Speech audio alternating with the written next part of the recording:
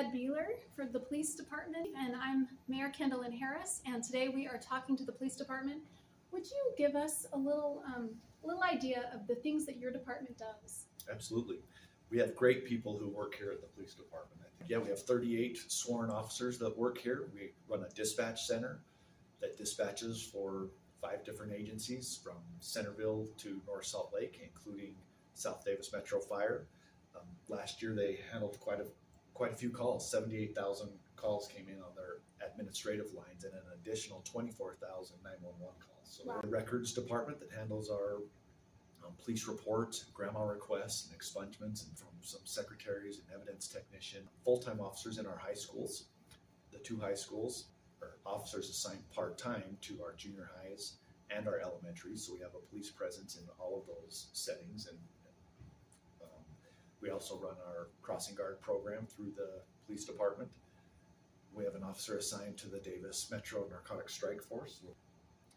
We have officers trained with crime labs so that they go to crime scenes, they're able to take appropriate pictures and fingerprints. We have people assigned to our motorcycle unit, and they do a lot of our traffic enforcement and accidents. And then we also participate with the South Davis Metro SWAT team.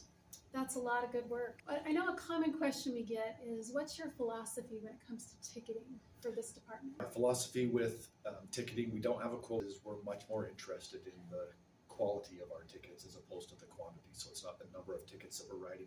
So we might focus our traffic enforcement in areas where we have a high number of accidents throughout the year, or a little bit more dangerous. We get speeding complaints from neighbors often, and so we try to deploy our traffic enforcement activities around those sorts of areas. Look, no one likes to get a traffic ticket, but it is part of a police officer's job, is to enforce traffic law. It helps keep us safe, slow people down. Thank you. Tell us about the crimes that we have here in Bountiful City. Sure.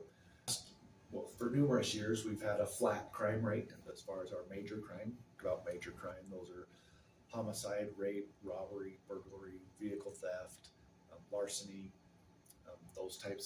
those types of crimes. We haven't seen an increase in crime in Bountiful for several years in those major offenses. We do have our area where we could do a better job at. Here are crimes of theft and fraud. Statistically, those are our highest areas that we see here. What are things that Bountiful residents can do to protect ourselves and also to help you with those kind of crimes that are occurring? Yeah, I think with thefts, a lot of those come from vehicle burglaries or people leaving their property out.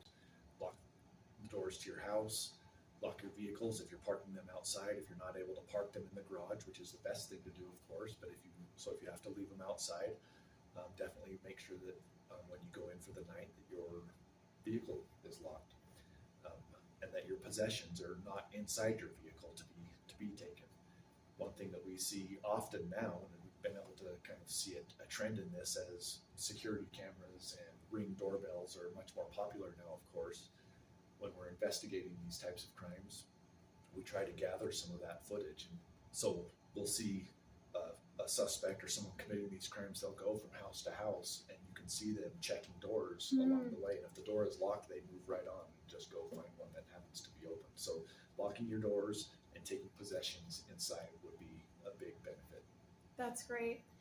And what about the fraud side?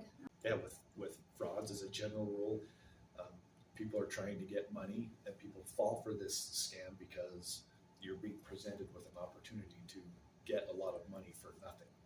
So people laugh when we bring these examples at times because they sound so ridiculous, but it happens where you'll get an email or a phone call from somebody saying that they have a lot of money, maybe a prince or a king from another country, and if you send them $500, they're going to give you $1 million. And of course, that is just too good to be true. That doesn't happen. Another common one that we see is having to do with utilities. So as an example, someone may call your house and say that this is Bountiful Power, and if you don't pay your bill right now, we're going to turn your power off. And that can be scary for some people. So there could be people who have been consistent with their paying of their bills, and they've never had an interaction with Bountiful Power or Bountiful Utilities at all. So they think that's a common practice, and it's just not common. So what they'll ask you to do is to go to the stores, let's say Smith's Marketplace, and ask you to buy gift cards, and then call them back with the number off the gift card, and that's how they're taking payment. And that's just not a legitimate thing that any utility company would take payment for.